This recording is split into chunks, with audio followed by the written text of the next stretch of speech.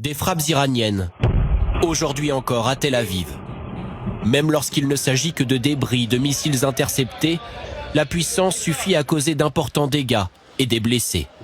Au Koweït, la nuit dernière, c'est un drone qui a visé un bâtiment gouvernemental. 9e jour de guerre, l'Iran ne donne pas l'impression d'un État au bord de la capitulation. Donald Trump et Benjamin Netanyahou ont-ils entraîné leur pays dans un conflit appelé à s'éterniser? La supériorité militaire est pourtant incontestable. Destruction de tous les navires iraniens selon Donald Trump, comme cette frégate coulée mercredi. Les Iraniens n'auraient plus que 20% de leur système de défense anti-aérien, 40% de lanceurs de missiles balistiques et 50% de missiles. Les Israéliens affirment avoir mené 3400 frappes en Iran. Les sites nucléaires, les sites de lancement de missiles balistiques et de drones, tout ce qui nourrit la machine de guerre du régime, nous voulons nous en occuper.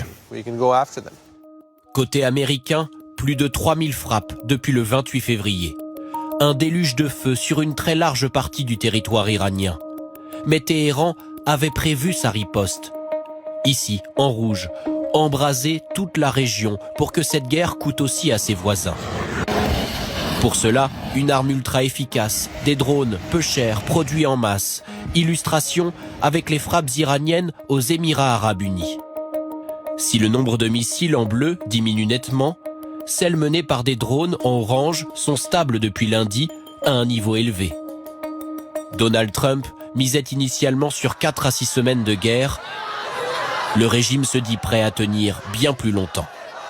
Nos forces armées compétentes de la puissante République islamique sont, au minimum, pleinement prêtes, au même niveau d'activité pour une guerre totale, extrêmement intense, d'une durée de 6 mois.